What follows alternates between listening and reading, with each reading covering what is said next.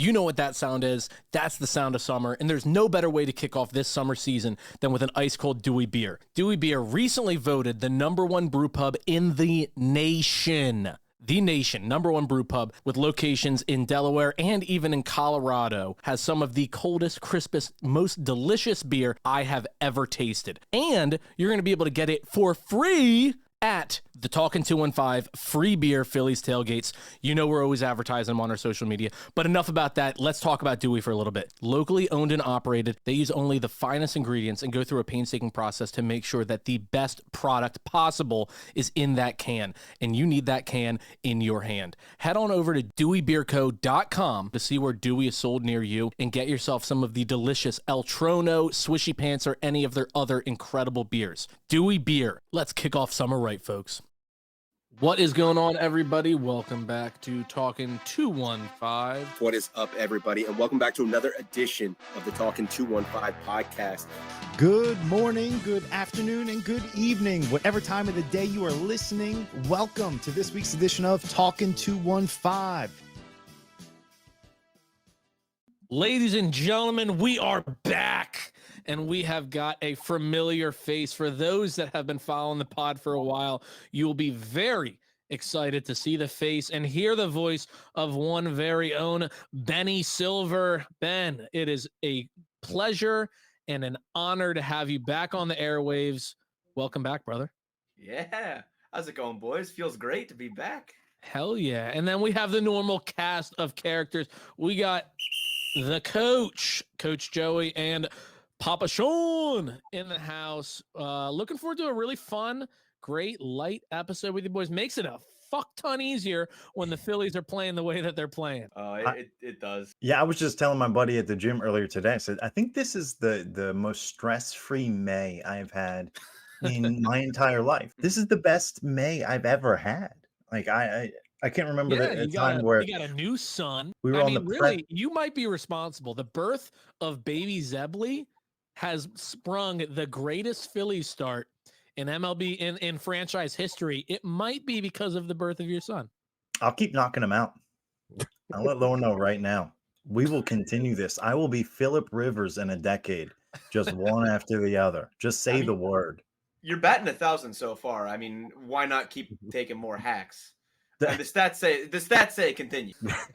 And if Ben knows anything, it's stats. Oh, if I do, boys, I'll be honest. I'm like I kind of don't know what to do with myself. I'm not built to see like the Phillies as a good team. You know, I obviously was watching during 07 to 11, but I was barely conscious. Like I was 12 years old when the Phillies got knocked out. I thought you were going to say you were drunk.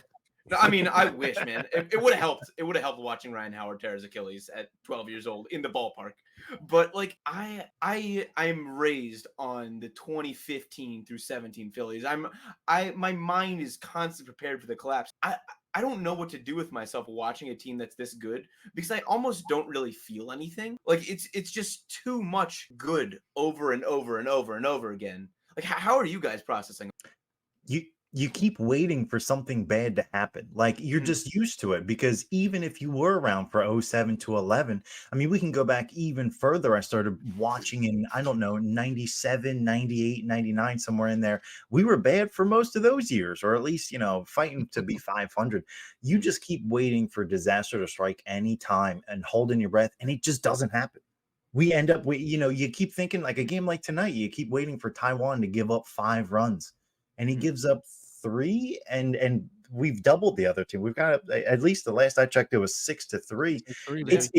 It's literally like this game is just a microcosm of how you keep feeling. You think the wheels are going to fall off, the train's going to come off the tracks, and it just doesn't. The team rights the ship and keeps blasting shit. Yeah, it's incredible. I mean, the thing is, the train was wobbling there for a second. Trey Turner got hurt, and everyone's like, "Oh well, here it goes." You know, we lost our 2-hitter. What are we going to do now? 6 weeks?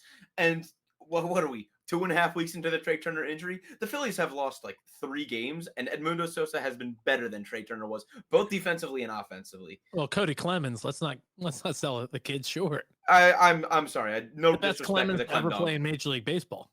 Yeah, the Rocket, the one true Rocket.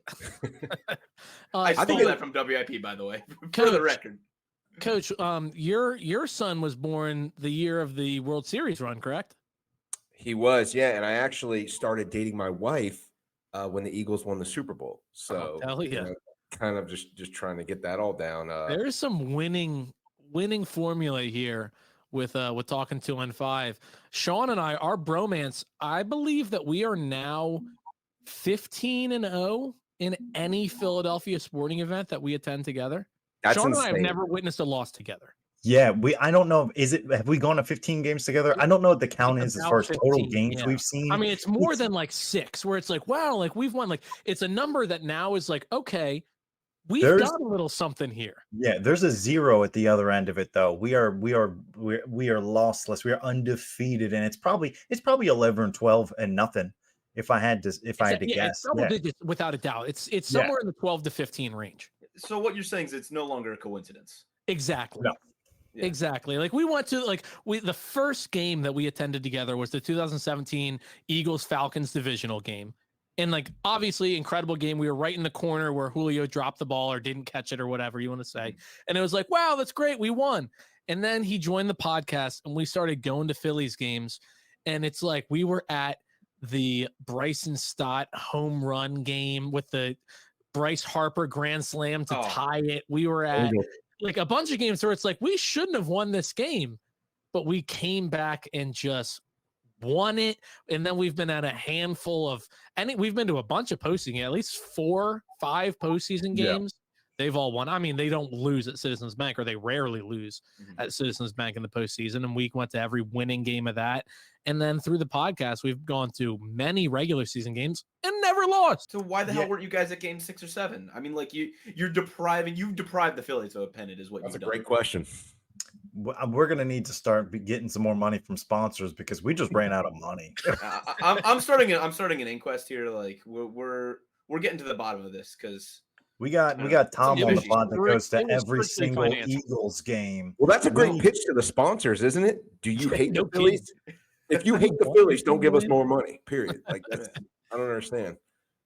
But no, I mean, to answer your question, Jake, like I don't understand like how this is happening. Like kind of like Ben saying that he's not built for it. Like there was like a little period there where it all aligned, where Bryce went on paternity leave, Trey Turner got hurt, and then we moved Spencer Turnbull to the bullpen when he was, looking phenomenal as a starter. And I'm like, here we go.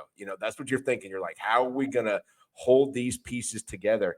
And I hate to say this, but it kind of reminds me of those Braves teams in recent memory where like a random call up who's getting his first start goes 8 innings of 1-run ball and 10 Ks, or a guy that's just called up from the minors who's 33 years old getting his first start because a pinch hit double walk off, and you're like, how do the Braves just keep winning?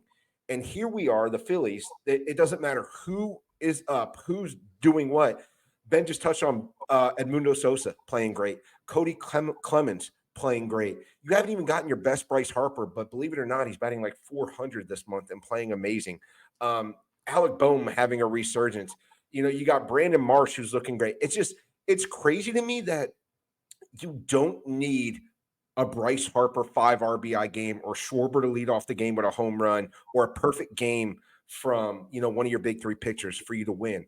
That this team is so complete right now that they're having different guys step up at different times. And that is what a winning ball club looks like. And that's what we're seeing. And Jake, I saw your face right as we were talking. JT Real Muto. That's a pretty good Dan Baker. I'll be honest, I haven't heard that many good ones. No, our buddy bad. Seamus from the Nosebleeds, he does one that puts mine. I mean, it kills mine. It's incredible. Yeah. So I get a recording of him or have him on the pod. You got to hear it because I got an okay one. He's got one that I'm just like, okay, Dan. Yeah. Can you just say my name? Like batting third, playing second base. Ben Silver? No? Okay. Please turn your attention to Fanavision. It's not bad. That's really not bad. I'll give you props on that one. But honestly, the most improbable thing we're talking about, random 33-year-old call up. Like, we all know Ricardo Pinto sucks, and he did suck. But like he does have a major league save in the year of our Lord 2024. Like, we all witnessed that. That was not a mirage, ladies and gentlemen.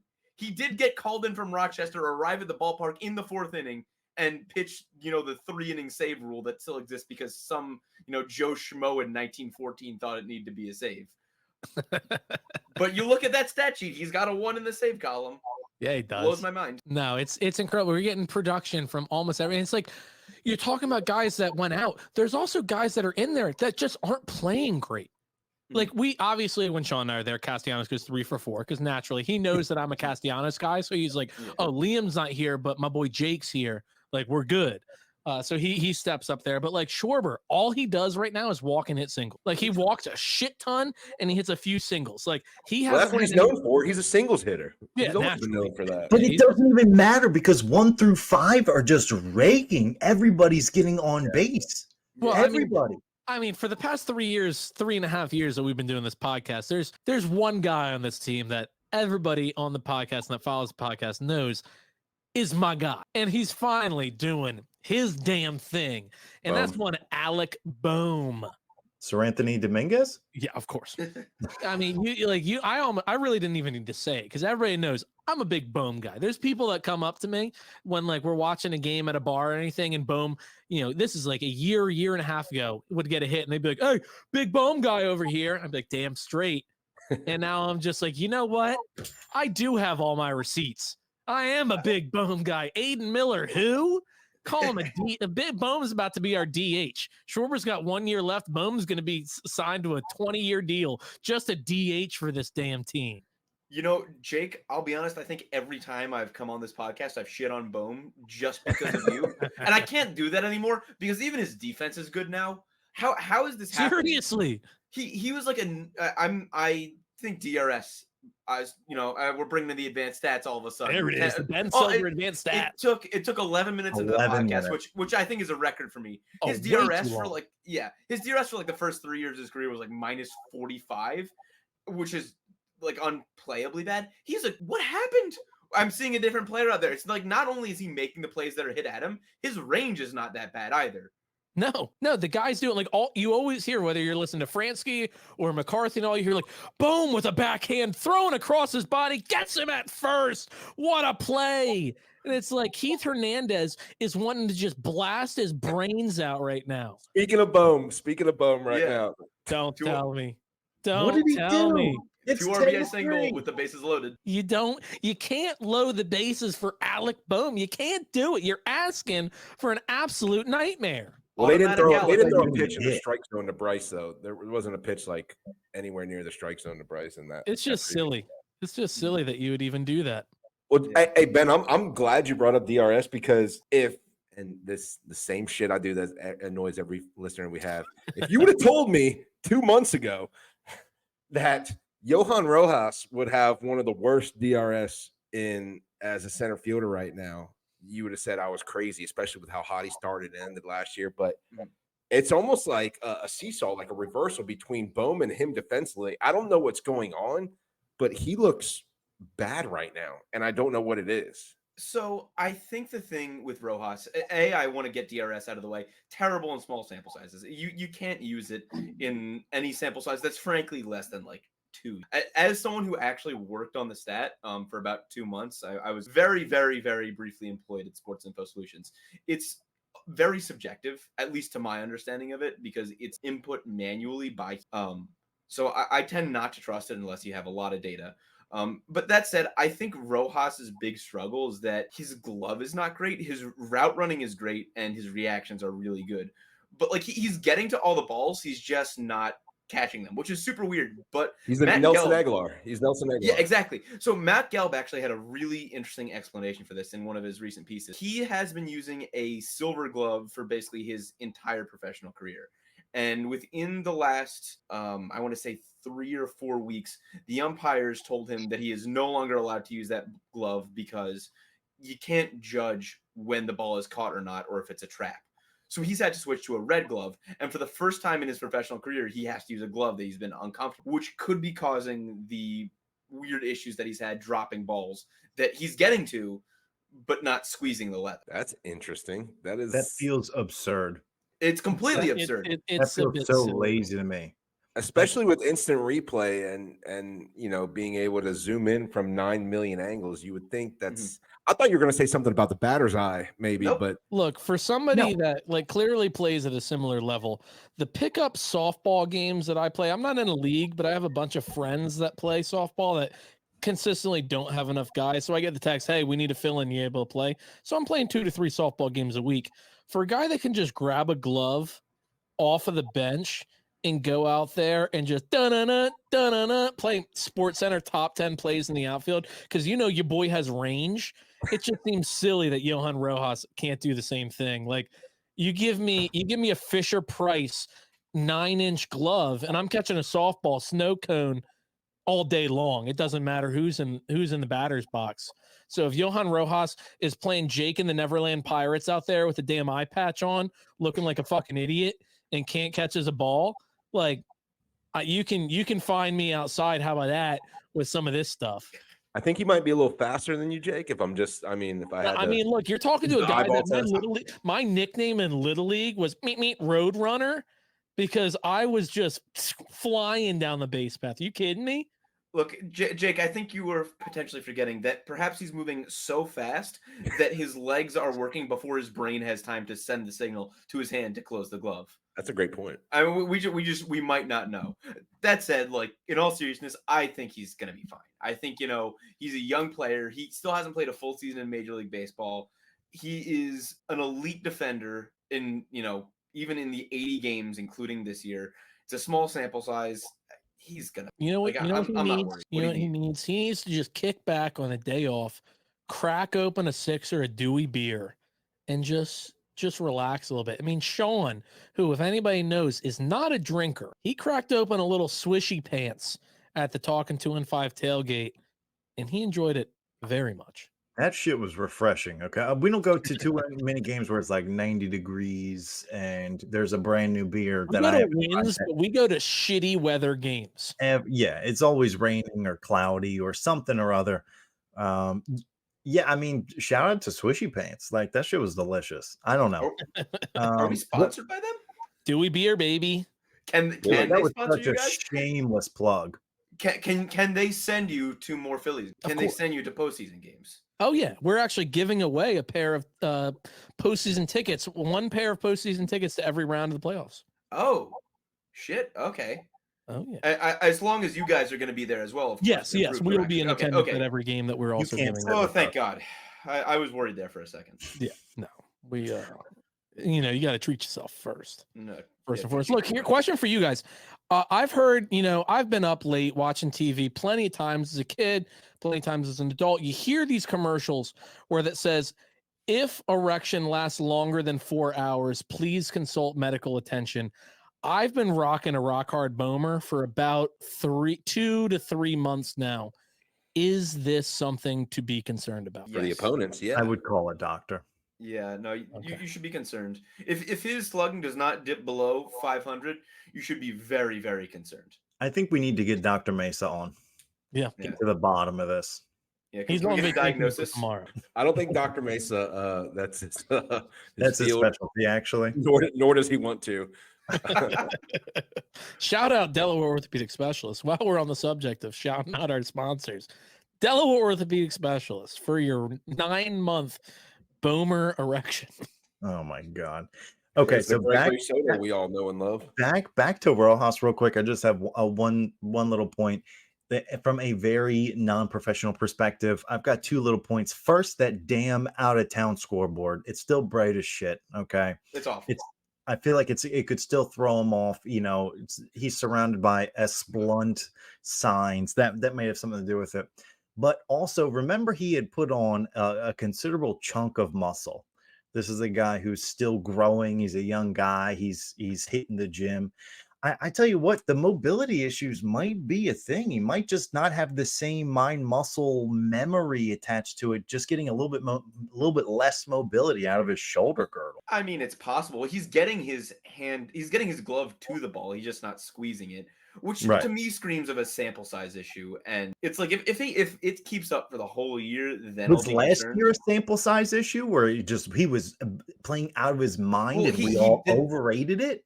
he did that throughout his entire minor league career and his short major league career. Now he has what 40 games in the major leagues where it's been an issue. Like let's give it 80 more games or 120 more games, and then Stop with the level-headed shit. We're here to overreact, all right? yeah, I'm sorry, it's boring, but I need to be the voice of reason. Come on, give me a break. I got a question with all this, like the scoring and analytics and everything like that. Just last one I want to do. Like, if you guys were watching this game, and as we're recording, we're watching, the Taiwan Walker start against the Rangers here. The very first pitch of the game was popped up on the infield in between Stott and Bryce. Literal moonshot, just both of them staring at it. Neither one called it. They looked at each other. It just dropped like on the infield. It's ruled a hit, and I understand it's ruled a hit because no player touched it, right? Like it hit the field, so it's technically a hit. But at what point do we – it feels very like home scoring, even though it wasn't at home. At what point should that be ruled an error? Because that's the most routine play that wasn't made, but yet it's an earned run now that comes across as as opposed to an unrun. Okay, I'm going to come out with a hot take here. Errors should not exist. They are subjective, and we should strive for total objectivity in baseball stats. ERA is a dumb stat, and I only use it because it's widely accepted, but I wish it was just RA, just runs allowed. We don't need some guy in a box upstairs deciding what's an error and what's not, affecting how much money pitchers make the next year and who gets signed by who. The run scored. Does it matter whether it's earned or not? I don't care. Over the course of 162 games, that all evens out. I don't think that's a hot take at all. And I was actually going to say, I was going to piggyback off of that DRS being totally subjective. Bottom line is it happened. Who are you going to attribute the error to? A pitcher switches in, and you've got you've assumed certain runners, but not the other ones. And I always just felt like that felt silly. Yeah, I don't know. I think, I share your sentiments, Ben. I don't think that errors are really needed to note because we don't track it in any other sport, right? There's that feels like happening all the time. Yeah. You know what this feels like? It's like when a quarterback throws the ball to a wide receiver perfectly. Yeah, off his hands, hits the receiver perfectly in the hands, bounces up in the air, and it's an interception. And that's an interception for the quarterback. So it's almost like, hey, if the ball's in play, that's what it is. Like it's in play. You as the pitcher, it's your fault for giving up, whatever hard contact, or even if it's a pop-up, which in this case, it was totally Stott's fault. That's his ball. If he can't see it, he's got to be loud and let Harper know that he can't see the ball. It's like it's his fault for letting the ball in play. You know how many people have made a career on being a weak contact pitcher, like not a K pitcher, but a guy that throws to weak contact? Like, I agree with you all to an extent. Are you saying that your team's defense has something to do with how well it looks as if you pitched? Like, yeah, of course, it's a team. That's what I'm saying. Yeah. You could also have an out that's 108 miles an hour off the bat. Oh yeah. So I think that's we've seen plays that defenses make that it's like, okay, they just robbed that guy of a hit. Like, yeah, and it makes the ERA look all that much better. But there's in that case, should the hitter, because he hit the ball 112 miles an hour, should he get credit to his batting average because the offense essentially made an error? Like it's just you're splitting like weird hairs here because he gets credit to Ben Silver's like barrel percentage. Like you're exactly the one that's like, oh, he barrels up this man. but see, that's objective.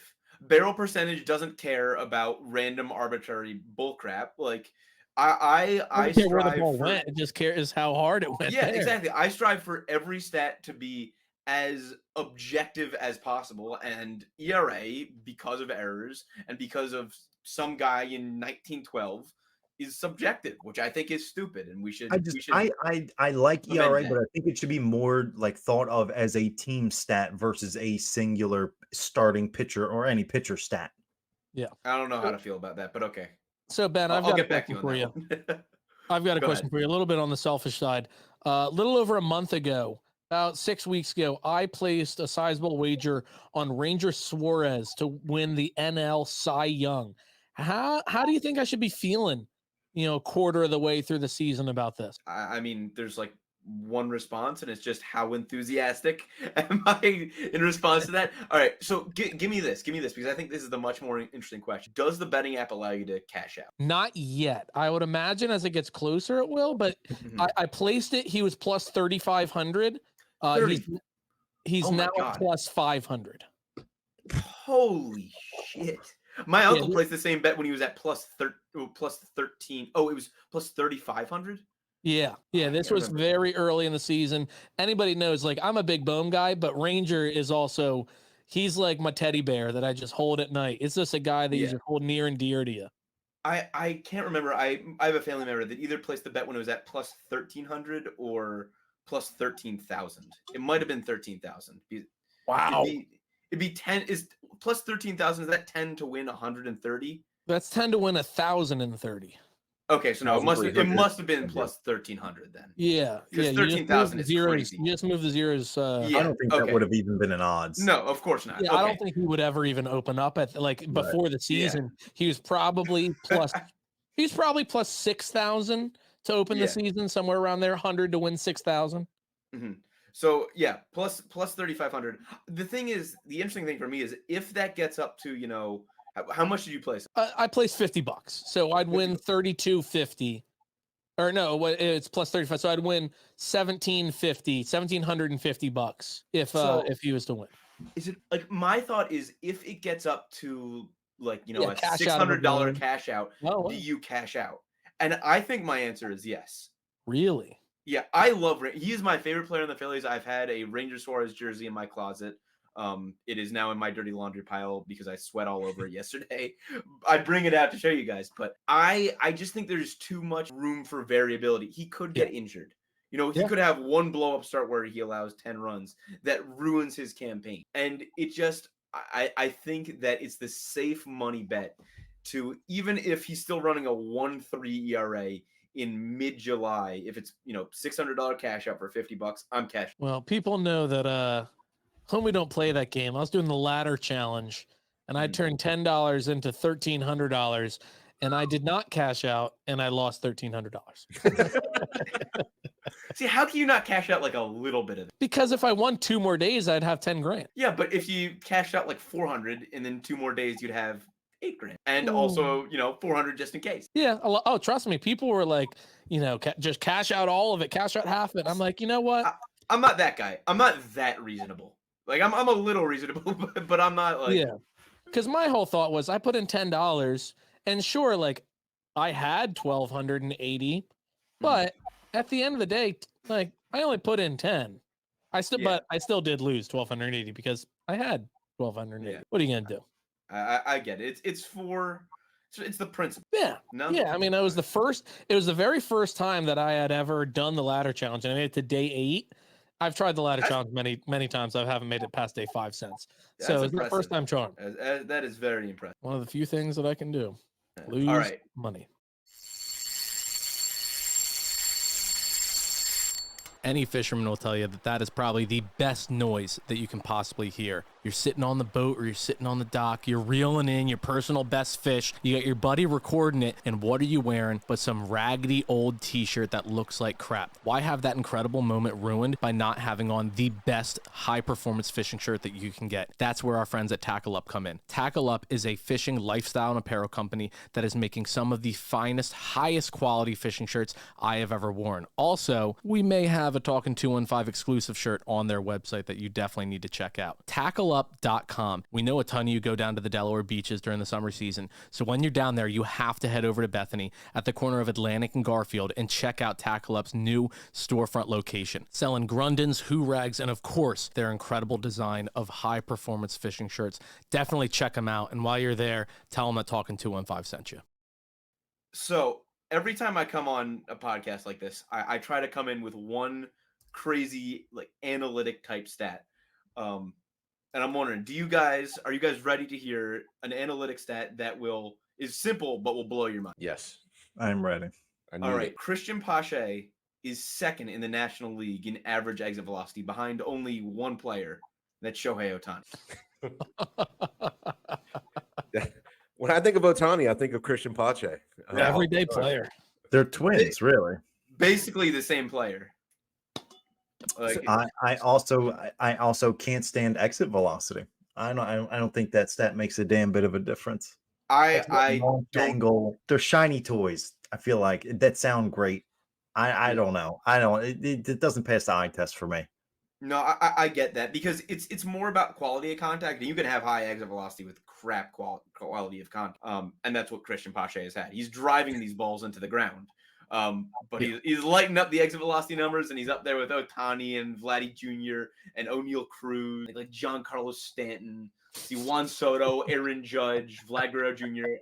Yeah, okay. So the 5 people in all Major League Baseball who have higher average exit velocity than Christian Pache. But all those guys are like such larger humans than him. I know, right? Pache is like a scrawny guy. He has like the same build that I do.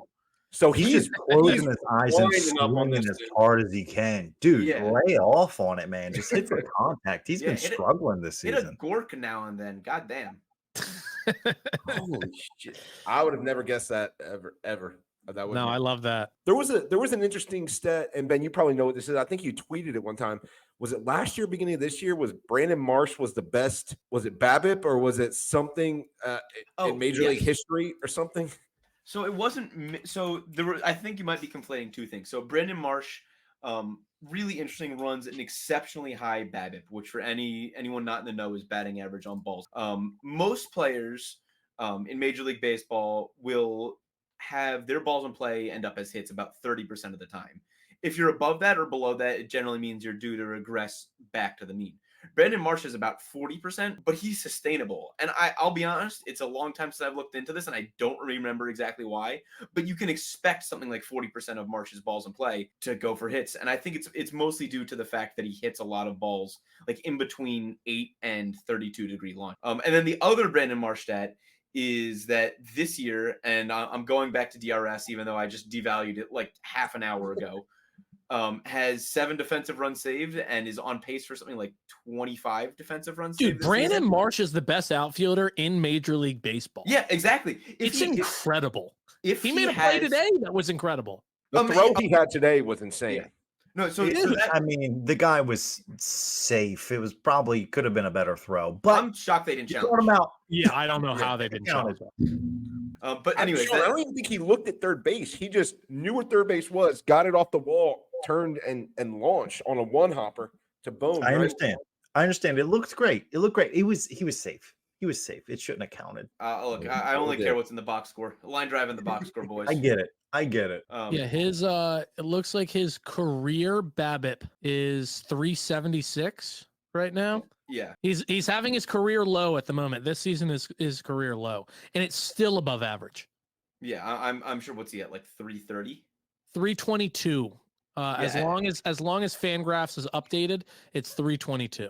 So it's not going to be updated from tonight, in which he has 2 more hits. So it's probably up to like 330 now. Yeah. But, career MLB of 376 with seasons above 400.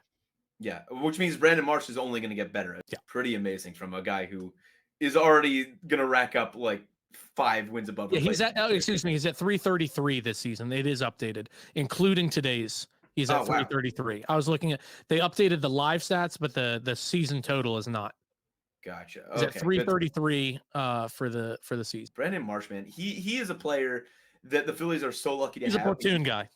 Well, I don't mind this, but like everyone clamors for Marsh to be in the lineup every night. It's fine. He can't hit lefties. It is what it is. But like he's someone that the Phillies aren't paying that much, which is so important when you have, Trey Turner and Bryce Harper and Nick Castellanos and fucking Taijuan Walker on the rotation. Like they need the Bohms and the Marshes and the Stotts of the world because they have no flexibility otherwise. I'm glad you brought that up there. Like, what are they doing with Bohm? They had the opportunity 2 years ago to lock him in for 8 years for next to nothing. And they went to arbitration back years. And now he's no longer arbitration eligible, correct? No, he's arbitration eligible 1 more year. Okay. So he's under team control for 2025, but after that, he's a free agent. Same thing with Ranger Suarez. So they're good. So what? They're naturally going to go to arbitration this year, or are they going to be like, "Hey, man, if you have another year like this, we won't be able to afford you"? No, of course they'll be able to afford him. It's a question of do they go to arbitration again and pay both of those guys, 15, 60 million in arbitration? Do they settle before arbitration and just agree so they don't have to go to court? Or do they extend both of those guys? And I'm sorry, who was the other guy? I missed that. It's Suarez. Suarez. So both Suarez and Bohm are in their last year of arbitration. Yeah, I mean they're in a pickle. I think they need to extend Suarez pretty clearly. Oh, obviously. Like I'd extend Suarez after tonight. Like I don't care. That guy needs to be a Philly for the rest of his career. He's gonna age beautifully. I need to see a full season from Bohm, but I like want Ranger Suarez to be the next Jamie Moyer, just out there, 41 years old, pitching gems. Yeah, he totally could do it too. He. I'm not the first person to make this comparison, but Cliff Lee. He's Cliff Lee out there, man. He's so calm. He's an The artist defense when he is pitches. just on point too. Oh, How he doesn't have a Gold Glove at this point in his career is beyond me. it's crazy that Zach Wheeler won NL pitching Gold Glove last year and was the third best defensive pitcher on the Phillies. Yeah. Behind Taijuan Walker, give the man his due. Yeah, Taijuan Walker's a good defensive fielding pitcher. He really is. He probably had the greatest catch I've ever seen from a pitcher this year. A little behind the back. He just stuck his glove out. Yeah. Also Cliff Lee. Yeah. Yep. Cliff 09 Lee, World Series, anybody? Oh yeah. Yeah. In the same game, he just does the old shoulder shrug. Oh well. Blow your bubble gum. Yep, the old drop it in the basket. No big deal. It's just the World Series. Who cares? And has anyone seen him since? He doesn't appear anywhere around. No, Phillies. Cliff Lee is just doing his damn thing. Yeah. He's probably out fishing somewhere. He Good. doesn't seem like a Ain't guy to that be the life? for the public eye. Yeah, no kidding. What a guy. Yeah, no, I just kind of wanted your thoughts on what they do. Obviously, Suarez is the guy they need to lock in here, but we're all in agreement that they should extend Bohm. We just don't know if they will or not, because like I understand Aiden Miller is a higher end prospect. He's a guy that they're really high on, and they obviously drafted in the first round. But like you only have one more year of Schwarber. You're gonna have a DH spot open. If Aiden Miller, if you want to go ahead and say like he's gonna be your defensive third baseman, and you just put Bohm at DH, like what are your thoughts as like how important it is for the Phillies to re-sign Bohm to a long-term deal? Well, I think the key here is that unless they're trading Miller for Luis Robert or someone of his caliber, one of Schwarber or Bohm is gone. And I think it's I mean, I don't think they're going to re-sign Schwarber. Honestly, I felt that way for a while. Yeah, I could see them letting him go. The only thing that's, give me a little bit of pause there is he's just so important to the clubhouse. And I don't think that they want to break this core up because the team's vibes are just, powering them. They powered them all the way to a pennant in 22 with a pretty mediocre roster. Or Noah Syndergaard was the 4-starter in the playoffs.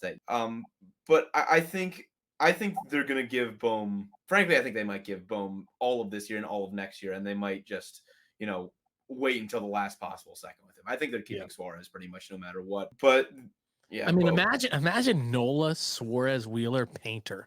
Are you kidding me? Yeah, and Sanchez. This is the Christopher Sanchez podcast, and Sanchez. Like, that's going to be. That has the potential to be an all-time, and they'll have all of them for at least 2 years. I think 3 years.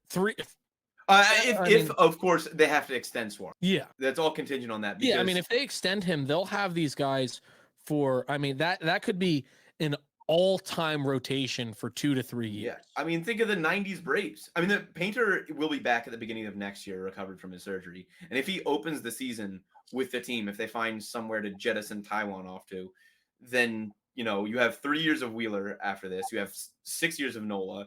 Extend Suarez, whoever knows how many years, and Sanchez is early in his team control too. Incredible. A guy can dream, right? Yeah, right. Don't wake me up. I don't know if that's really dreaming. That sounds like it should be a reality.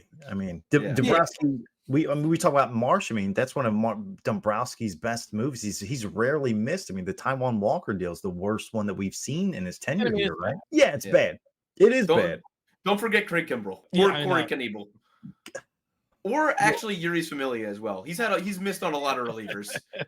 That said, he's been all right. I'll give him a pass for that one in exchange for the pennant. Kimbrell was barely I don't even consider him a failure. He did come up short in the biggest moment possible. He played regular season 90% of the regular season. He was just fine. Just fine. Knebel, total whiff, right? Familia, yeah. I forgot that was even a Dombrowski deal, right? Right. Yeah. Yeah, we're just waiting. Joey lost power briefly. He's going to be hopping on here. And then I have the fun question. I know last week was obviously the who would win in a fight, Jordan Mailata or 1,000 chickens. I still think you guys are out of your mind for saying that 1,000 chickens would be Jordan Mailata. Like, and first of all, to answer it, no, they cannot fly. Chickens can't fly. They can fly for short distances. Yeah, but not with no your control. argument on With whether or no- not chickens can fly. At no one point were we saying it's because of their flight capabilities. Tom as was to why high on the 1,000 flight. of them could take down Jordan Mailata. Tom was high on the flight. No, like he swings his leg. He's taking out 10 per swing. Jake, No, have you they're ever coming played? back, and they're have coming you- back angry. No, Okay, they're dead. No, they're no, not. they're Jake, not. have you ever played The Legend of Zelda? I mean, come on, man. No one please tell me someone got that joke. Oh yeah. I mean, look, they're not coming back. If they get a full leg swing from Jordan Mailata, they're dead. I They're think you're- chickens, Sean. I think you're underestimating how many chickens 1,000 chickens is. Yeah, but how many can be on him at one time? You know A what I lot. mean? Like, there's still only a limit of how many can be on him at a time. And what is but it, it's- 30? You have to beat 30 groups of 30 chickens? Like, that's exhausting. Not to mention, if you've ever been around chickens, they can smell your attitude, okay? These are dinosaurs. They're little baby dinosaurs.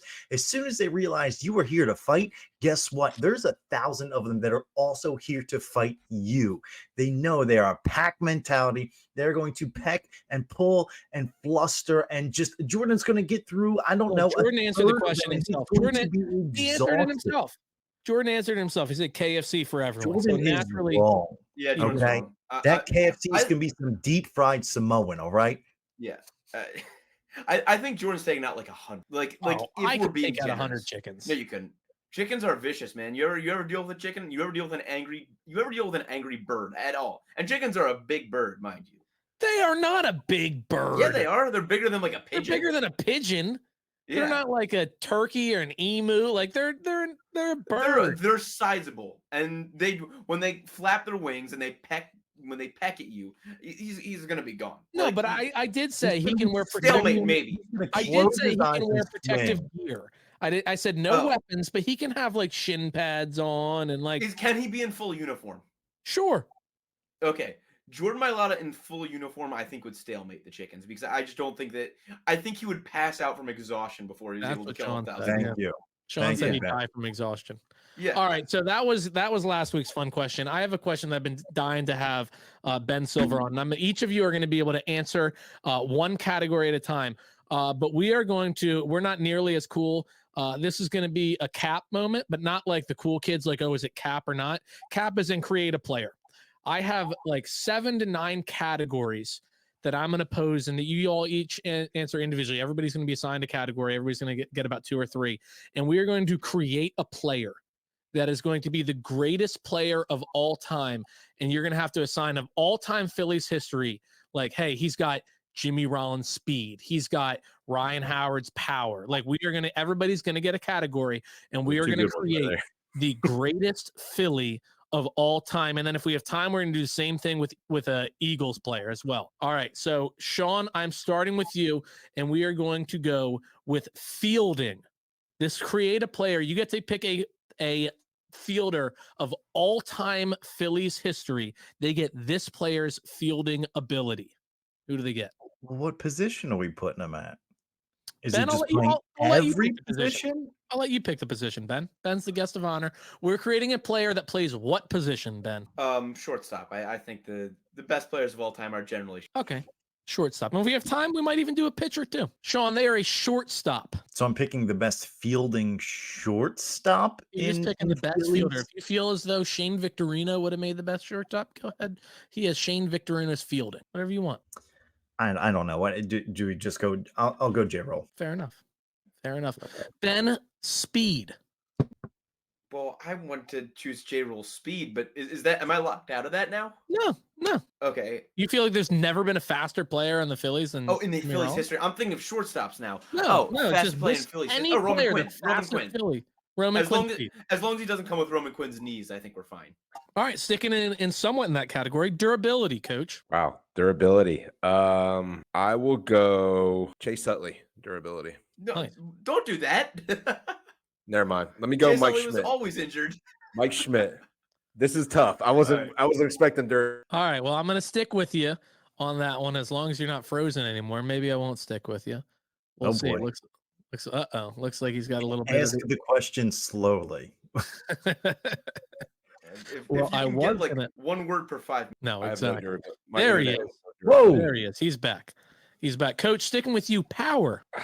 Power. I think you mentioned it earlier. Ryan Howard. I'll go Ryan Howard power. There you go. There you go. And ladies and gentlemen, this is all time. Like, this is at their peak, not like obviously Achilles, post Achilles, Ryan Howard. Like, this is just peak Ryan Howard power, peak J. Roll's defense, peak Roman Quinn speed, peak Mike Schmidt's durability. All right. I have a qualifying question here. Go ahead. So Jimmy Fox played for the Phillies in like 1 year. Counts. If I were to say, well, no. Could I take Jimmy Fox's, like 1934 power? Yeah. Okay. Even if he didn't play on the Phillies. Yeah, that's fine. No, that feels disingenuous. I agree. I agree with you, The Sean. power's already taken, so he can't. Yeah, I'm just saying for future. Yeah, I'm gonna keep it. I'm giving myself the rule. I'm gonna keep it to Phillies years. He can't. I've answered my own question. I'm gonna give myself the contact, and I'm going Richie Ashburn. We're going Richie Ashburn's contact. Can I nominate a category? Sure. Can I take Sal Fasano's mustache? Yes. Okay. Yes, Sal Fasano's mustache. That's excellent. Excellent answer, actually. All right, so we have speed, durability, fielding, power, contact. Any other key categories here? Arm. Well, no, that's fielding, right? No, I said. Is it Arm? Is that fielding? It has to be. Yeah. Yeah. It's got to fall under the fielding category. For some reason, like professional scouts do arm as its own separate category, and I think that's stupid. Jimmy Rollins also maybe had the best arm ever too. Yeah, incredible. Any other categories we're missing there? Vibes, clubhouse appeal. All right, clubhouse appeal. I'll let you and Sean duke it out on that one. What are we thinking? Garrett Stubbs? It's got to be Garrett Stubbs. He's the DJ. What else? They don't keep him on this team for catching. I mean, they keep him on this team for literally nothing else. I'm gonna go John Kruk here. Oh, I thought a Kruk was a good one. Yeah, Krucker, that's a great answer. Because I think a player like Garrett Stubbs might honestly have a hard time keeping up the vibes playing every day. But we saw Kruk do that. We saw Kruk smoke a pack of cigs and drink a pitcher of beer in the clubhouse after every victory. We don't know if Garrett Stubbs can do that and keep it up. But we know. There's no shot he can. He's all of 5'7", 138 pounds. Yeah, soaking wet. Like we need someone who. Him holding a pitcher of beer brings him up a whole weight class. Yeah, right. So all of a sudden he's featherweight. Exactly. I'll throw an honorable mention. Who? Honorable mention vibes. I'd go Gene Segura. That's a good one. Yeah. Are you sure you don't want like a Kurt Schilling or like a Jonathan Papelbon? Like, just really solidify the bonds with everybody else. Yeah, big clubhouse guys. Yeah, I think Gene Segura gets in there. Like if we're doing like top Phillies jumping abilities, like no one jumps higher than Gene Segura. That's fair. He cleared. That ass was meant to oh my god, to leap. He had an ass for leaping. Dump truck. Yeah, God damn. He had a Kyle Lowry ass in Philadelphia. Gene Segura, Kyle Lowry. Yeah. That's a good category. Is a body type. How do you want your ideal body type at this shortstop? What do you want him looking like?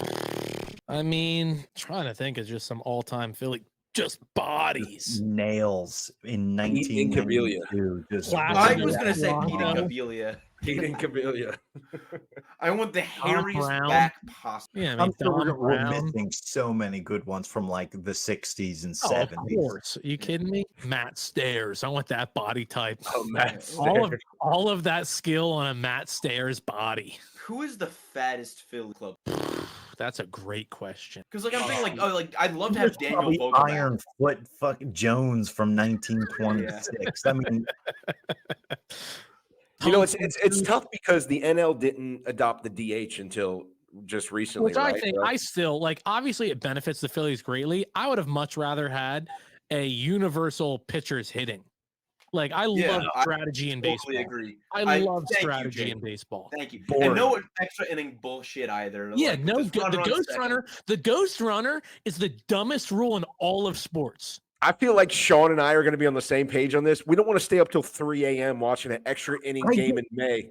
I get so upset when they go into extras. It feels almost like when in hockey, when it goes to the shootout and you're like, okay, so this game is going to be decided by something that's not actually hockey. Like this is going to be decided by something that's not actually baseball. What do you mean there's a runner on second? You took the words out of my mouth. I was going to say the ghost runner is even stupider than a shootout, and only barely, like by the split of a hair. They're two of the dumbest rules in all of sports. It just feels so arbitrary. And I love watching a baseball game that goes 19 innings. Oh yeah, are you kidding me? Wilson Everybody loves a Valdez come 19-inning in. game. Yeah, it's like, come on. Are you really alienating that many people by removing the 2 19-inning games a year? They're already watching the game. They have to turn it off. They're going to be watching that far anyway. But okay, Well, the rule should be whole you can't point even was use to a bullpen speed up- pitcher at this point. You have to use a position player. Yeah. Sure. Yeah, and the whole point was to speed up the game. Like Yeah. the pitch clock has done a fantastic job at speeding up the game. Problem solved. Okay, get rid of the rest of the measures. We don't need the rest of them. Yeah, exactly. I couldn't agree more. And my one thought for years, if we did have to, keep some extra inning bull crap, remove one fielder per inning. I want to see the 15th inning played with a pitcher, a catcher, a shortstop, a center fielder, and a first baseman, and that's it. I like that. actually. I saw a pretty good idea. That said all baseball stadiums should be not really like domes, but like blocked in, like you're blocked in like a basketball court. So there's no foul. The foul would just hit off a wall like wall ball. So if that thing's hooking right, it bounces off a wall and back into play. So it's just like a wall ball court. So you just no matter what, there's no Write that foul. down. Where do Turn the that fans net sit into in this? plexiglass. Drop the cage. Yeah. The fans sit behind the rubber glassing. Yeah, or maybe whatever it right. is. So are we thinking glass? Yeah, we And drop the it's a glass. box? Yeah. What happens if there's like a mile-high pop-up and it's like the fielder's camping under it? If it hits the roof, is it going to come back down? Is there a roof? Just like in Tampa in Tropicana, you play it Nice. off the dome. Exactly. awesome. I like that.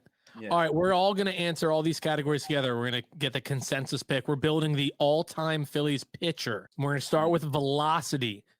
What are we thinking here? 100 miles Giles, Ranger Suarez, or not Rangers, Jose Alvarado? Like who are some fire breathers in Phillies history? I mean, We haven't Alvarado? really had those guys.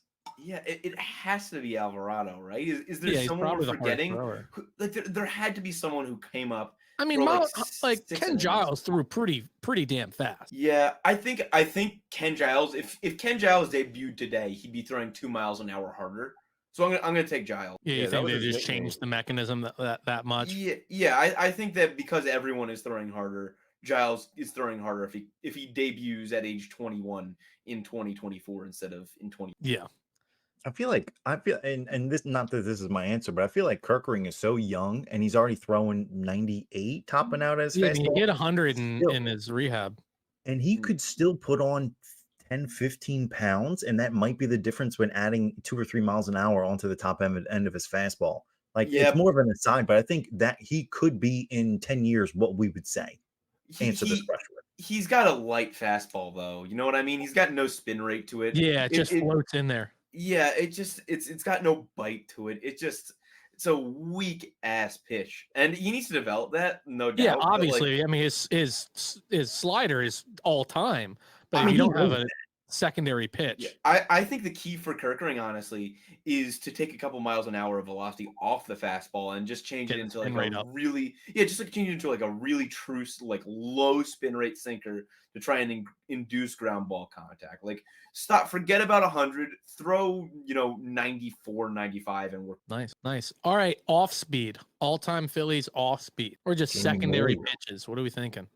Well, is it? Are we calling breaking pitches and off-speed pitches different? Yeah, we'll go breaking pitches. Okay. Like Hamels there, maybe. Hamels' changeup would be the off. Yeah, I was gonna say. I was just about to say Hamels off speed, no doubt. I mean, his changeup was legendary. So we're talking about a breaking pitch. Steve Carlton, obviously. Steve Carlton's going to be an answer for a lot of things here. Yeah. Well, he has the best slider in baseball. Like maybe in baseball. He's the best at a lot of things. Yeah. I mean, consistency. We're going Steve Carlton, right? Yeah. Doc Holliday, maybe. Yeah. Oh shit, that's a great answer. Maybe. Shout out. Holliday. Durability. It's got to be Carlton or durability. No, Robin Roberts. Because Robin Roberts was starting 50 games a year with 34 complete games. maybe just keep going back until we're at Grover Cleveland Alexander and he's making 65 starts a year. I mean, what's the definition of durability? Because Jamie Moyer played till he was 79 years old. Yeah, that's pretty I don't know. durable.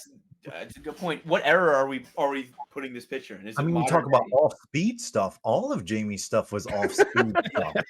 His fastball was off speed. His fastball was topped out at 79.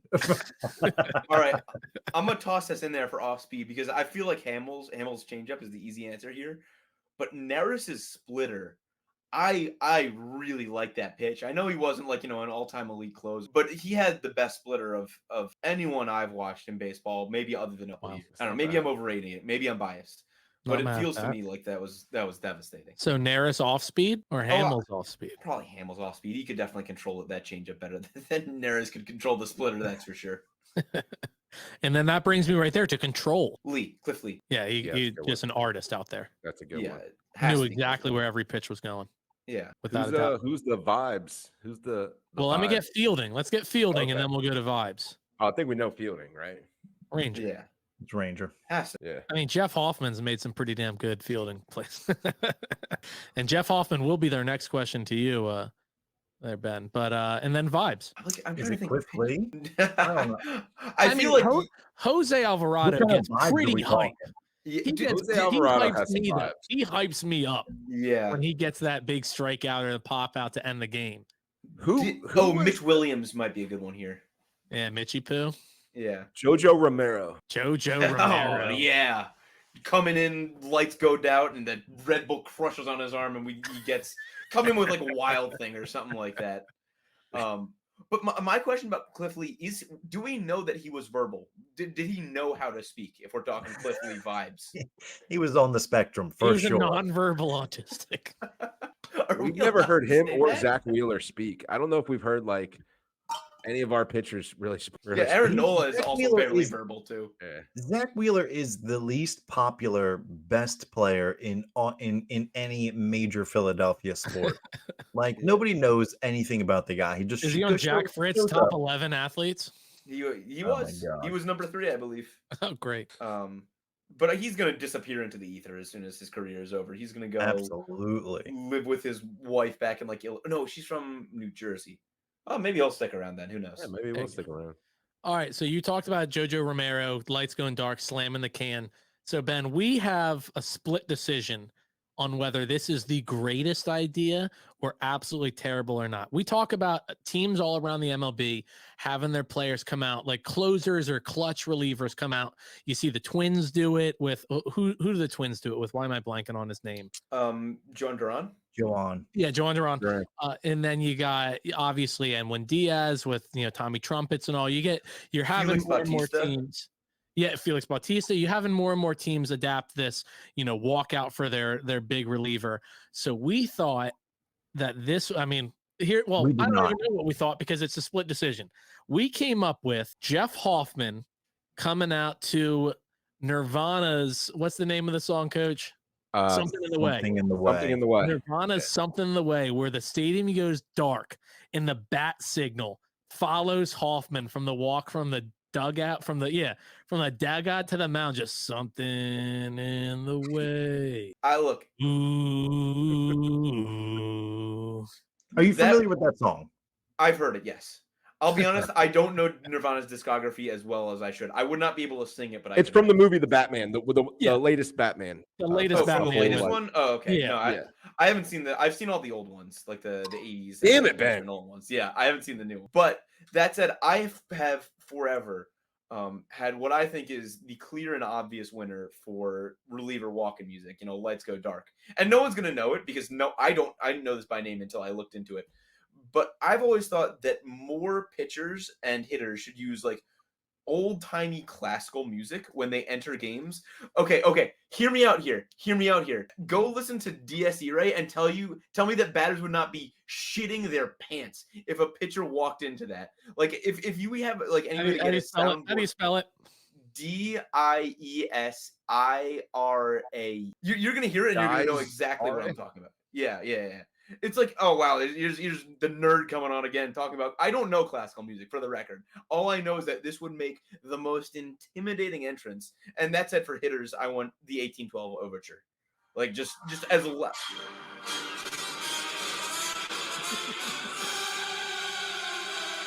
I mean, come on. I get that. I do get it. It would be Calm terrifying. down. You know what? That would be terrifying. Now look, Sean wants that instead of the Catastrophe. Batman. Yes. Oh my! Could you imagine being a hitter and all of the lights go dark and Jose Alvarado starts walking into that? Well, But how does Jose he come out? Alvarado Does he come out like on a chariot?